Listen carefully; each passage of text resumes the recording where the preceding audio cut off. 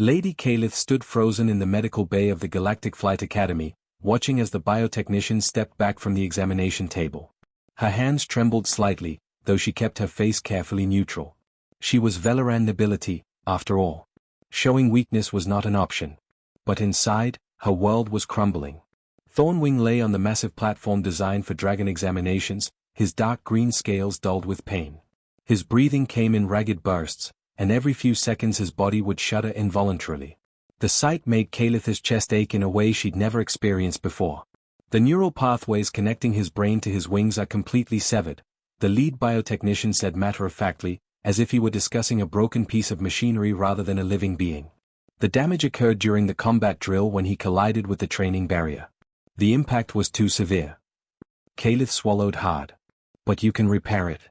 You must be able to repair it. The biotechnician's expression softened slightly, which somehow made everything worse. Pity. He was looking at her with pity. My lady, we've run every scan available. The technology simply doesn't exist to reconnect nerves this extensively damaged. I'm truly sorry, but Thornwing will never fly again. Those words hung in the air like a death sentence. For a dragon, being unable to fly was worse than death. It was a slow, miserable existence of watching others soar through the skies while being trapped on the ground. And for a dragon rider, losing your bonded companion's ability to fly meant the end of everything you'd trained for, everything you'd built your identity around. Calith had bonded with Thornwing when she was barely old enough to walk. 30 years they'd been together. 30 years of shared thoughts, shared emotions, shared dreams of becoming the Academy's finest combat team. Now all of that was gone in an instant because of one training accident. There must be something, she insisted, her voice taking on a desperate edge she immediately regretted. Another specialist, perhaps? Someone off-world? The biotechnician exchanged glances with his colleagues. We've already consulted with the finest neural specialists in 3 sectors. They all agree. The damage is permanent and irreversible. After they left, Calith stayed with Thornwing for hours. She pressed her forehead against his massive snout, feeling the warmth of his breath, sensing his confusion and pain through their mental bond. He didn't understand why he couldn't move his wings properly. He kept trying, over and over, his body jerking with the effort while his wings remained still. I'm so sorry, she whispered. This is my fault. I pushed you too hard in that drill. Through their bond, she felt his response. Not blame, just love and trust. He believed she would fix this. He believed in her completely. That made it so much worse. The following week became a blur of consultations. Calith brought in specialist after specialist, each one more expensive than the last. She spent her entire family fortune without hesitation. But every expert said the same thing. Impossible. Irreversible. Hopeless. Other students at the academy started avoiding her. Some looked at her with sympathy, which she hated. Others whispered behind her back about when she would finally accept reality and move on. The Velaran tradition was clear in cases like this. A rider whose dragon could no longer fly should release them and bond with a new dragon. But Calith couldn't imagine that. Wouldn't imagine that. Thornwing wasn't just her dragon. He was her best friend, her partner, her family. On the 8th day after the accident, she sat in Director Voss's office, exhausted and desperate. She'd barely slept, barely eaten. The director looked at her with concern. You need to take care of yourself, Calith, he said gently. This isn't healthy. I need options, she said flatly. There has to be someone, somewhere, who can help. The director hesitated, then sighed. There is one person I can think of, but you're not going to like it. I don't care. Who? There's a human working in our maintenance bay. He repairs damaged shuttles and training vessels. A few months ago, one of the instructors was complaining about a bird that got injured near his home. This human, Danny something, apparently fixed its broken wing using just basic tools and some kind of primitive earth medicine. The instructor said the human claimed he could fix anything with wings. Calith felt a surge of anger. A human? A mechanic? You're suggesting I trust my dragon's life to some primitive maintenance worker? I'm not suggesting anything, Director Voss said carefully. You asked for options. That's the only unconventional option I have left to give you. Calith stormed out of the office, insulted by the very suggestion. A human. The galaxy's newest species, barely a century into space travel, still figuring out technology that other civilizations had mastered thousands of years ago. The idea that some grease-covered mechanic could succeed where the finest medical minds had failed was absurd. But 3 days later, after another sleepless night watching Thornwing struggle and fail to move his wings, Kalith found herself walking down the stairs toward the maintenance bay. Pride was a luxury she could no longer afford. The bay was loud and hot, filled with the sounds of welding torches and hydraulic lifts. She found the human working under a damaged training shuttle, his legs sticking out from beneath it.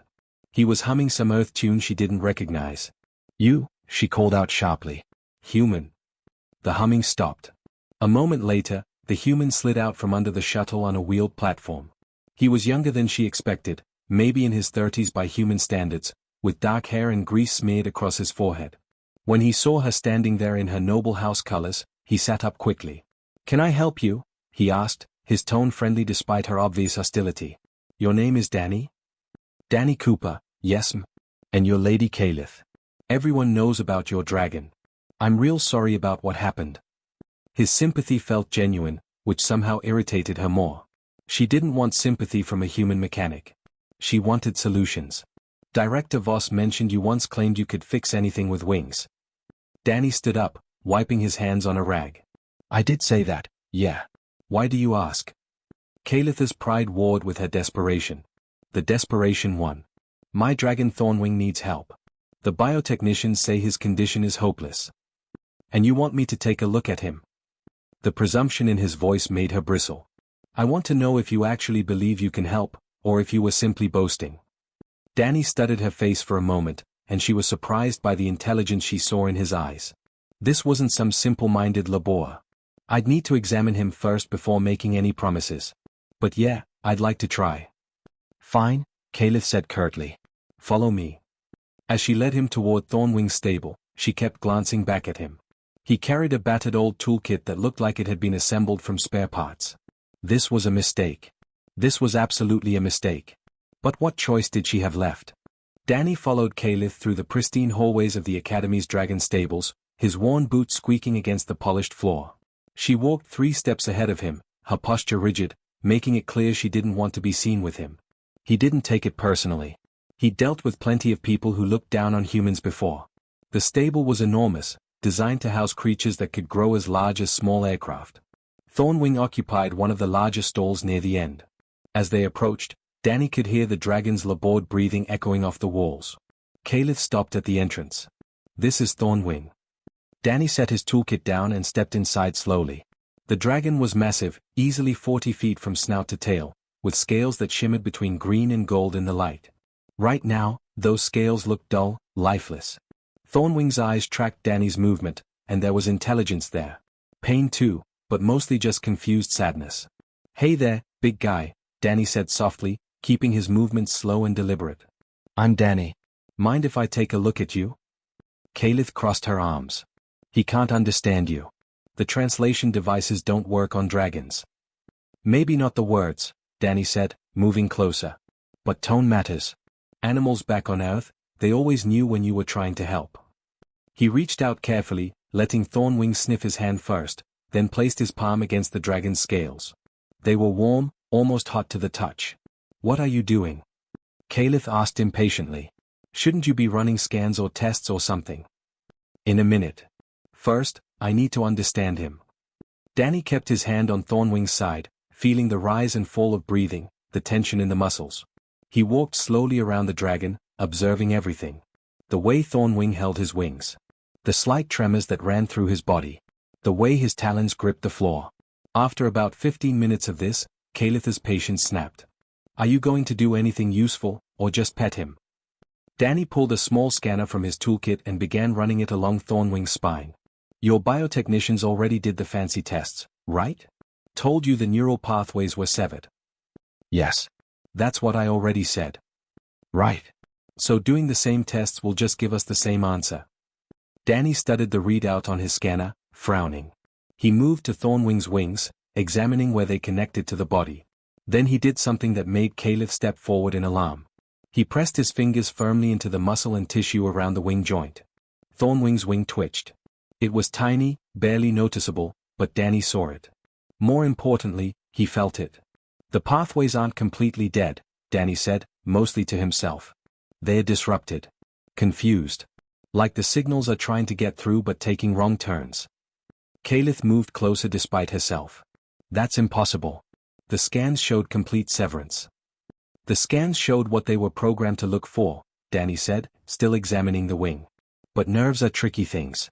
Sometimes when the main highway gets destroyed, the body tries to build back roads.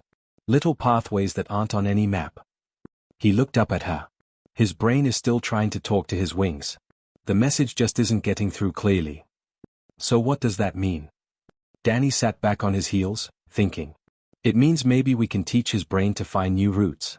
Retrain the neural pathways that do work to carry the signals they are supposed to carry. How? Physical therapy. Neural retraining exercises. Give his body time to adapt and compensate. Kalith stared at him for a long moment, then laughed. It wasn't a happy sound. Physical therapy? You're joking. The neural connections are destroyed. You can't fix that with exercises. Why not? Because that's not how biology works. Danny shrugged. It's exactly how biology works. Bodies are amazing at adapting when you give them the chance. I've seen it happen. In what? Birds? Kalith's voice dripped with contempt. You're comparing a dragon to some primitive earth creature? I'm comparing one living thing to another living thing, Danny said calmly. And yeah, I've worked with injured birds. Also worked with injured people. My sister Lisa was a pilot. 5 years ago, she crashed during a training exercise. Broke her back. Doctors said the nerve damage meant she'd never walk again. Kalith's expression flickered with something that might have been interest. And she walks.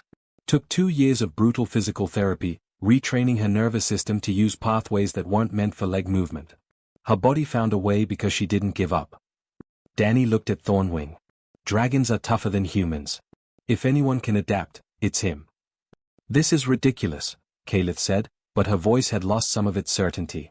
Even if what you're saying is theoretically possible, how would you even begin? The biotechnicians have technology centuries ahead of yours. And that's their problem, Danny said, standing up and brushing off his pants. They're looking at Thornwing like he's a machine with broken parts. Replace the part, fix the machine. But he's not a machine. He's alive. Living things heal differently. He walked back to his toolkit and pulled out a datapad, sketching something quickly. I'd build a support system, a harness connected to a hover platform. Let him practice wing movements without the full weight. Combine that with electrical stimulation to encourage the nerves to fire, plus a biofeedback system so he can feel when he's making progress. Kalith looked at the rough sketch. That looks like something a child would design. Simple doesn't mean ineffective, Danny said. Sometimes the best solutions are the ones that work with the body instead of trying to override it. And how long would this miracle cure take? Weeks. Maybe months. No guarantees. Months? Kalith shook her head. In months, the Academy will pressure me to release him and bond with another dragon. My family will demand I stop wasting time on a hopeless case. Everyone will say I've lost my mind. Probably, Danny agreed. But here's what I need to know. Do you want to prove me wrong and keep your pride? Or do you want to give Thornwing a chance to fly again? The question hung in the air between them. Kalith looked at Danny, then at Thornwing, then back at Danny. Her jaw clenched. How much will this cost? My time and some spare parts from the maintenance bay. So nothing. Why would you do this for free? Danny smiled slightly. Because nobody else is going to help him. And because fixing impossible things is kind of what I do. Kalith was quiet for a long time. Every instinct screamed at her that this was foolish. A human mechanic with basic tools couldn't succeed where advanced medicine had failed. It was absurd. Impossible. Insulting to even consider. But then she looked at Thornwing, saw the hope still flickering in his eyes, and felt the trust flowing through their bond. He believed she would save him. How could she give up without trying everything? Fine, she said finally, the word tasting bitter. But when this fails, I don't want to hear any excuses. Fair enough, Danny said. I'll need access to the stable at any hour. And you'll need to help with the exercises. Me? He trusts you. That matters. Danny started gathering his tools. I'll come back tonight and start building the equipment. We'll begin tomorrow morning. After he left, Kalith stood alone with Thornwing. Through their bond, she felt confusion from him. Who was that human? What was happening? I don't know, she whispered, pressing her forehead against his scales again. I honestly don't know if this will work. but we have to try. That night, she couldn't sleep. Around midnight, she found herself walking back to the stables. She heard sounds coming from Thornwing's stall and quickened her pace. Danny was there, working by the light of a portable lamp. He'd already assembled part of the harness system, talking quietly to Thornwing as he worked. The dragon seemed calm, watching the human with curious eyes. "You're supposed to start tomorrow," Caliph said from the doorway. Danny looked up, not seeming surprised to see her. "Couldn't sleep. Figured I'd get a head start." He went back to adjusting a strap. "Besides, I wanted to explain to him what we're going to do. Even if he doesn't understand the words, he should know someone's trying to help." Caliph watched him work in silence. There was something in the careful way he moved, the gentle way he spoke to Thornwing, that made something tight in her chest loosen just slightly. Maybe, just maybe, she'd made the right choice. Or maybe she was just desperate enough to believe in miracles from a human mechanic with a battered toolkit and an impossible idea. The first therapy session began at dawn. Caliph arrived at the stable to find Danny had already set up his contraption. It looked even more ridiculous in daylight than she'd imagined. The harness was made from repurposed cargo straps, connected to a hover platform he'd borrowed from the loading docks. Wires ran everywhere, connecting to a homemade biofeedback monitor that blinked with multicolored lights.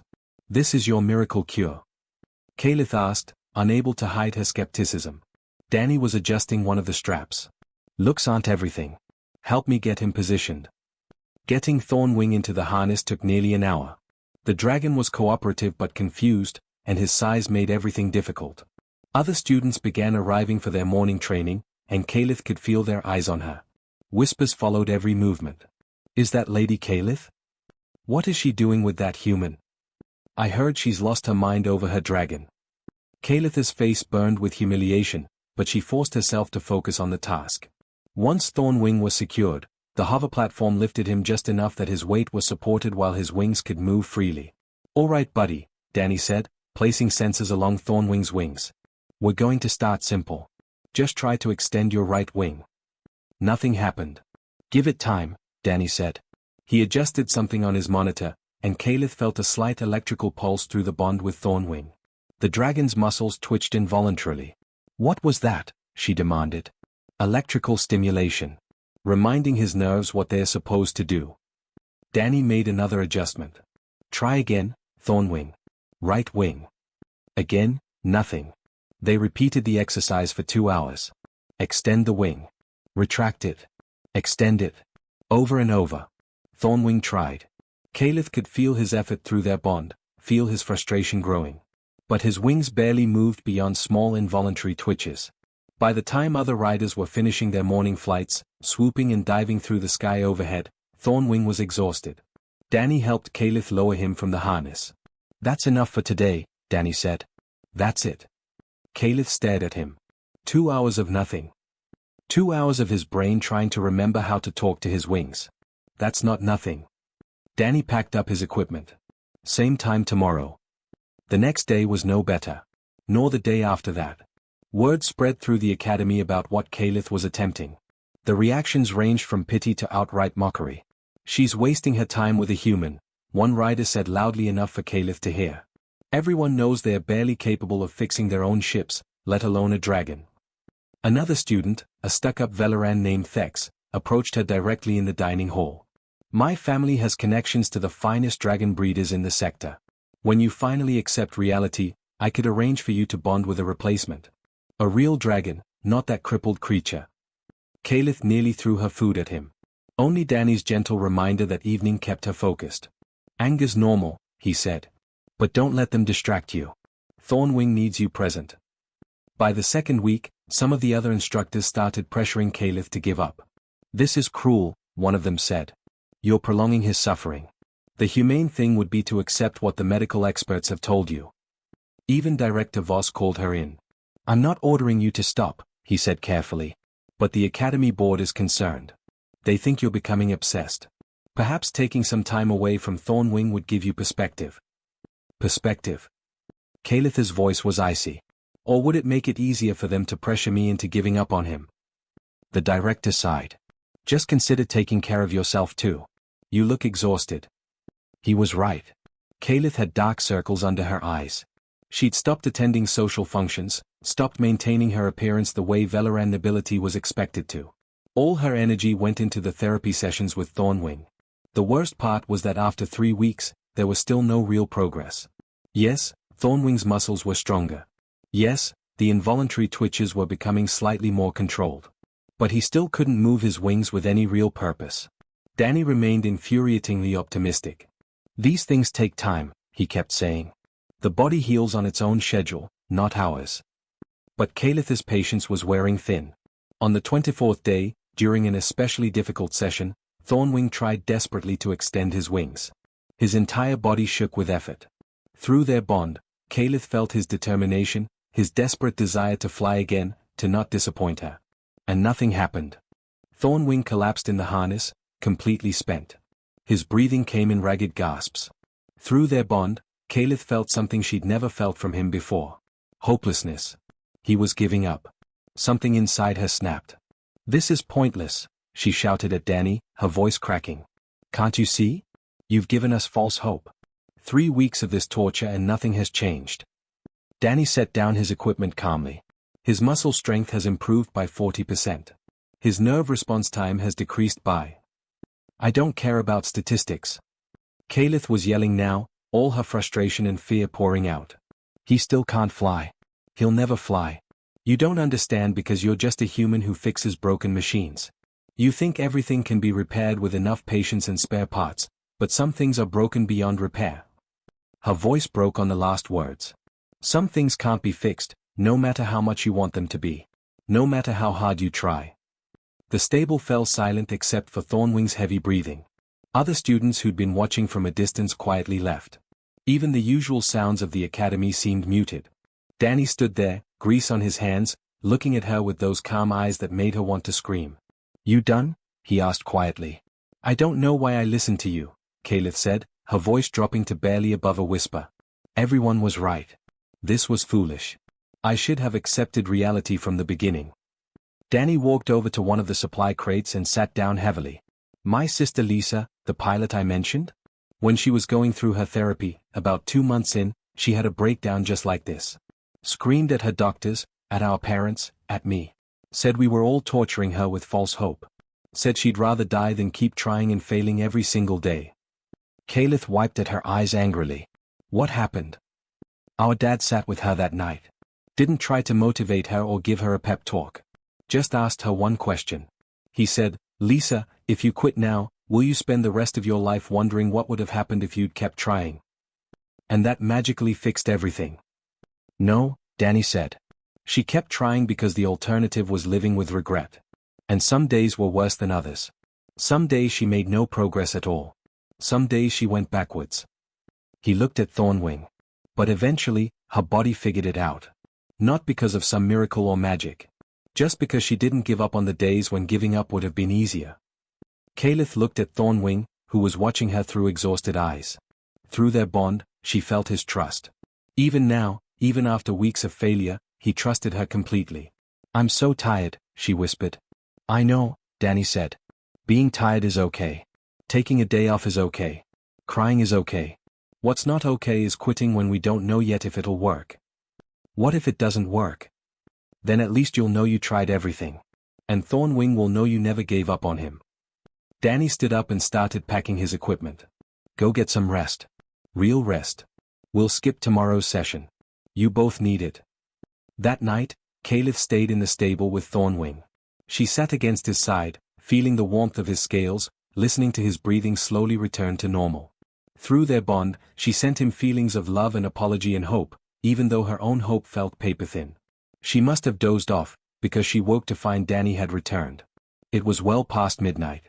He was sitting on the other side of Thornwing, working on some modification to his equipment. "Can't sleep?" she asked quietly. Danny looked up, seeming unsurprised she was there. Had an idea for a different approach. Wanted to test it out. "You should rest too." "I will. Just wanted to finish this first." He went back to his work, then added, "For what it's worth, I've never seen anyone fight this hard for their dragon. Most people would have given up by now. Maybe most people are smarter than me. Or maybe they just love less," Danny said simply. Calith watched him work in the dim light. This strange human who'd come into her life and turned everything upside down. Who refused to accept impossible as an answer. Who worked late into the night on equipment for a dragon that wasn't his, for a person who'd done nothing but doubt him. "Why do you care so much?" she asked. "About Thornwing. About helping us. You barely know us." Danny was quiet for a moment. Because someone should. And because nobody else was going to. It was the simplest answer in the world. And somehow, it was enough. After their day of rest, they returned to therapy with renewed determination. Danny had modified his equipment overnight, adding what he called a pattern recognition system that would help Thornwing's brain identify which signals were getting through. The work continued. Day after grinding day. Small improvements came so slowly that Kalith sometimes wondered if she was imagining them. A twitch became a flutter. A flutter became a slight movement. But nothing that looked like actual wing control. Then, on the 43rd day, something changed. It was early morning, barely past sunrise. Kalith was helping Danny adjust the harness straps when Thornwing shifted his weight. Nothing unusual about that. But then his right wing moved. Not a twitch. Not an involuntary spasm. A deliberate, controlled extension of maybe 6 inches. Kalith froze. "Did you see that?" Danny's head snapped up from the monitor he'd been checking. "I saw it." "Thornwing, can you do that again?" "Right wing, extend." For a long moment, nothing happened. Kalith held her breath. Then, slowly, deliberately, Thornwing's right wing extended. It was shaky, uncertain, but it was movement under his own control.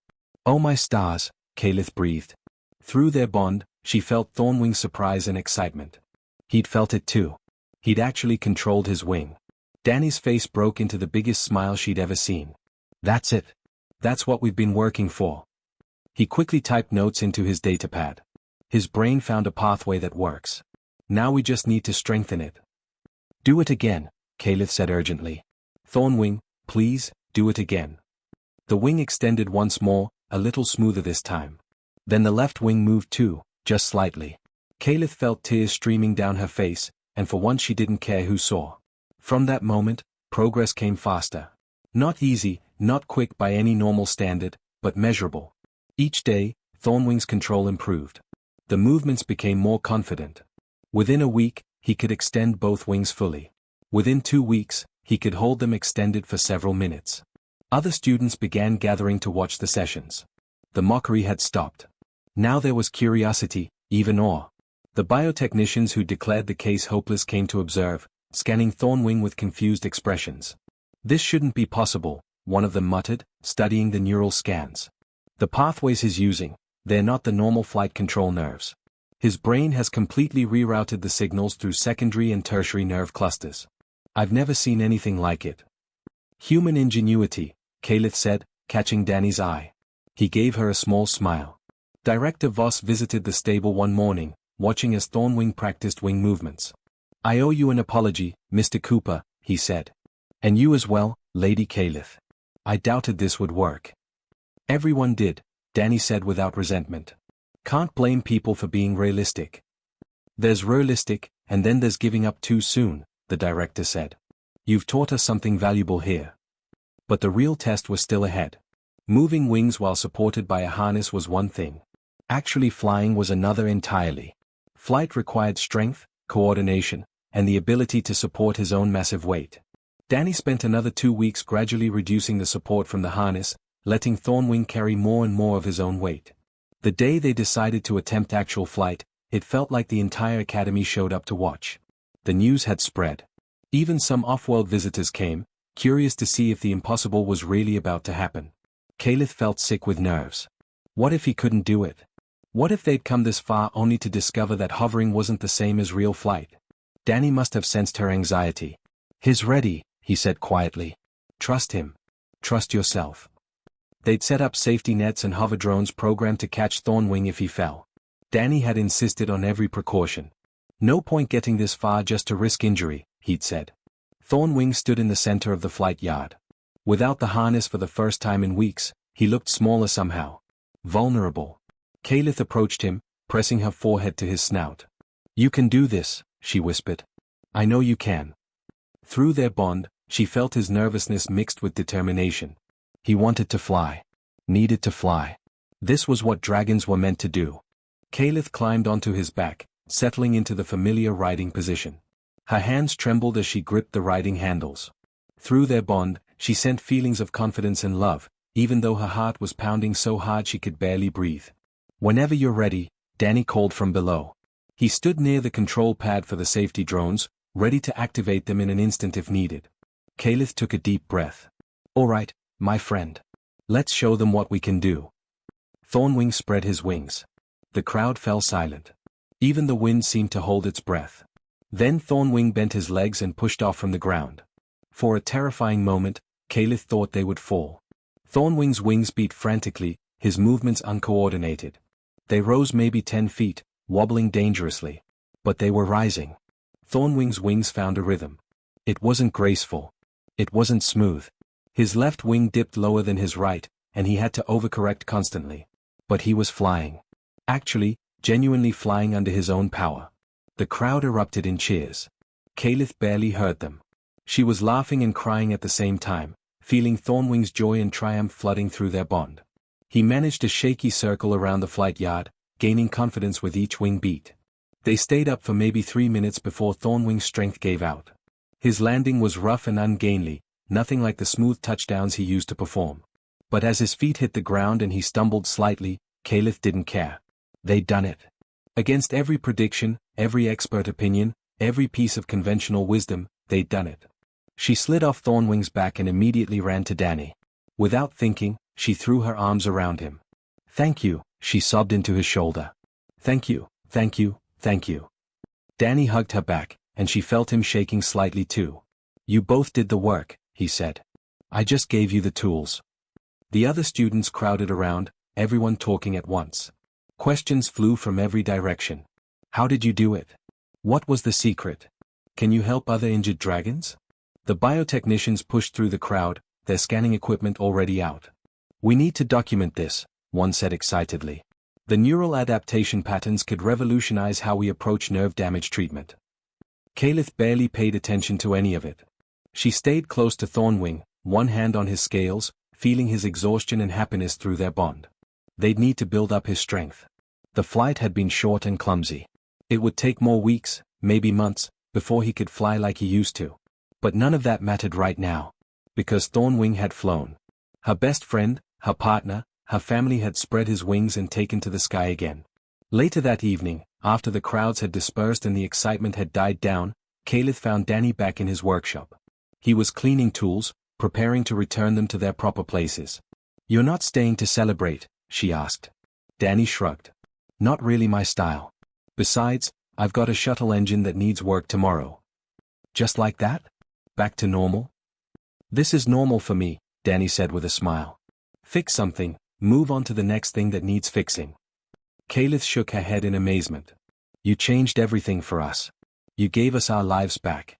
And you're just going to go back to fixing shuttles like it's nothing?" "It's not nothing," Danny said. "But it's not everything either. You and Thornwing did most of the work. I just showed you it was possible." Kalith watched him work for a moment. This human who'd taken on an impossible task not for glory or money, but simply because someone needed help and no one else was willing to try. "The galaxy is full of people who say things can't be done," she said quietly. "I'm grateful there are still a few who ask why not." Danny smiled at her. "So am I, Lady Kalith. So am I." News of Thornwing's recovery spread through the Galactic Flight Academy like wildfire, then beyond it. Within days, media outlets from 3 sectors were running stories about the miracle recovery. The human mechanic who'd succeeded where advanced medicine had failed became an overnight sensation, though Danny seemed completely bewildered by the attention. Kalith watched from the stable entrance as reporters tried to interview him in the maintenance bay. He looked uncomfortable, answering questions with short, simple responses while clearly wanting to get back to work. "So you're saying anyone could have done this?" one reporter pressed. "Anyone willing to try something different?" "Yeah," Danny said, wiping grease from his hands. "The biotechnicians aren't wrong about their methods. They just weren't the right methods for this situation." "But you had no formal training in dragon medicine. How did you know what to do?" Danny shrugged. "I didn't, really. I just know that living things want to heal if you give them the chance. And I know Thornwing had someone who wasn't going to give up on him. That matters more than people think." The questions continued, But Danny eventually excused himself, claiming he had work to finish.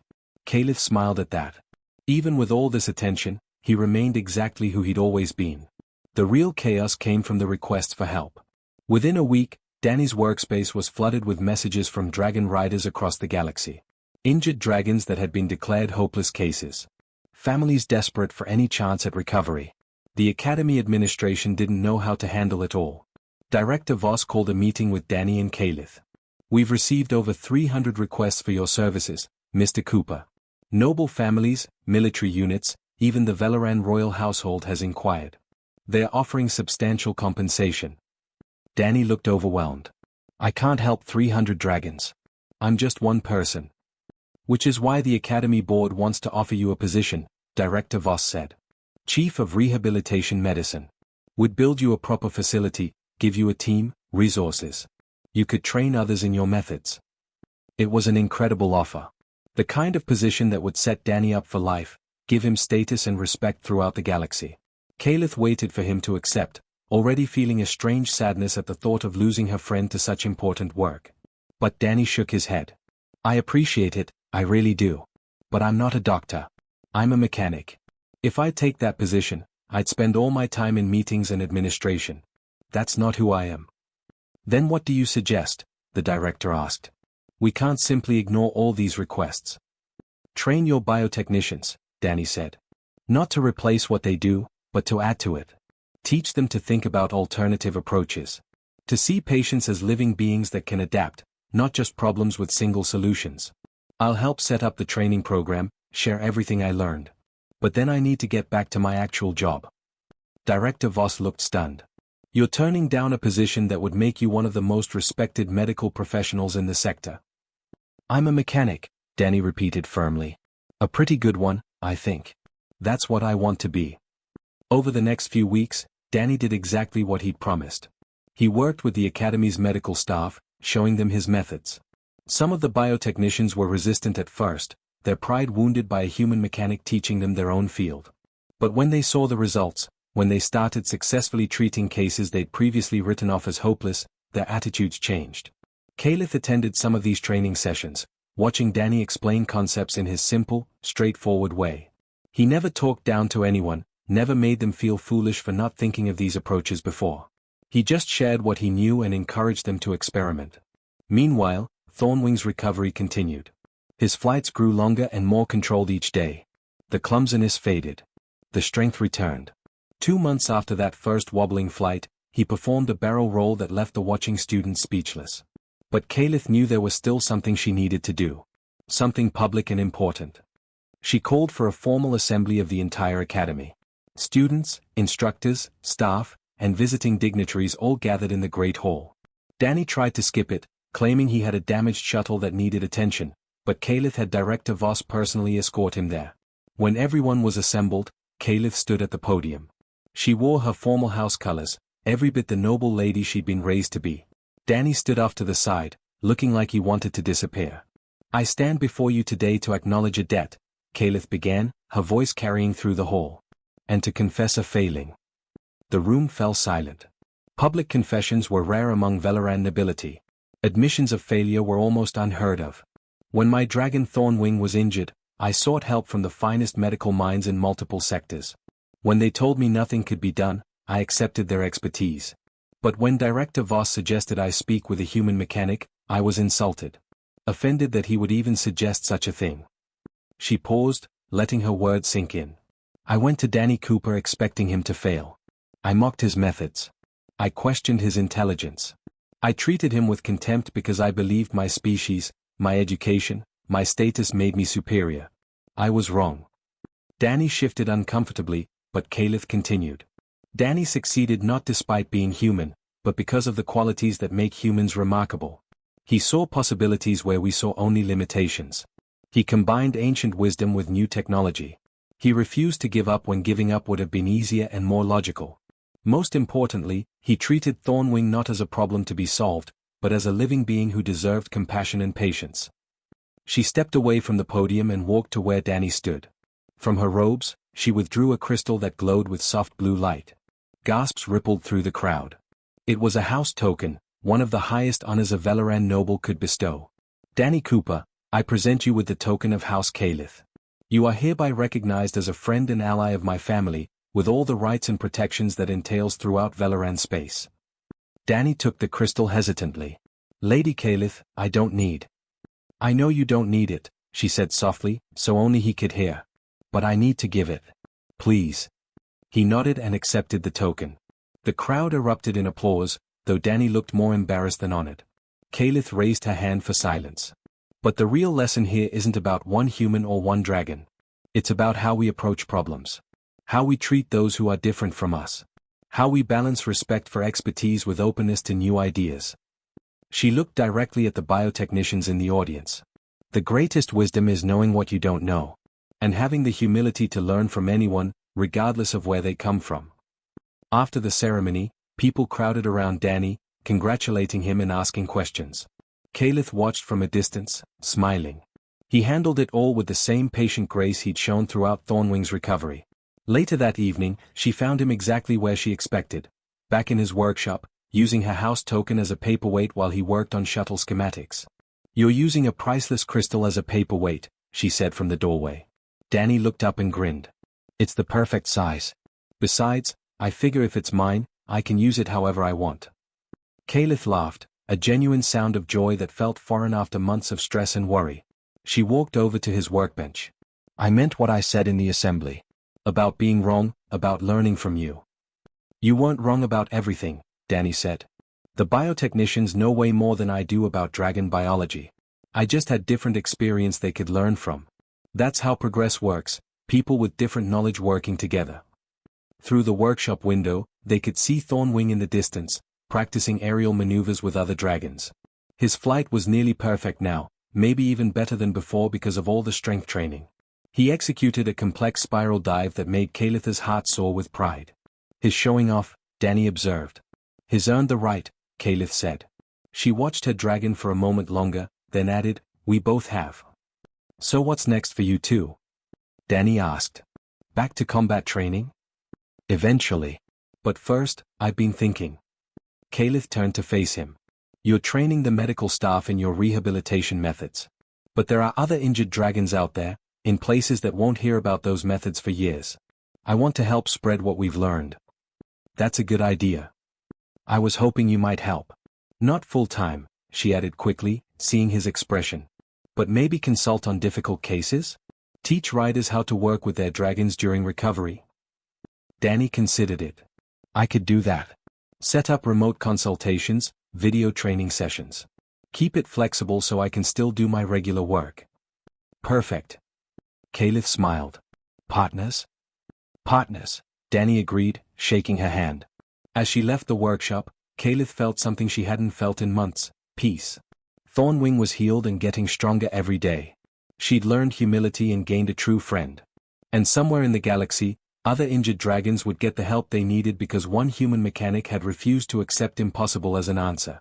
She looked up at the stars beginning to appear in the darkening sky. The universe was vast and full of different species, different cultures, different ways of thinking.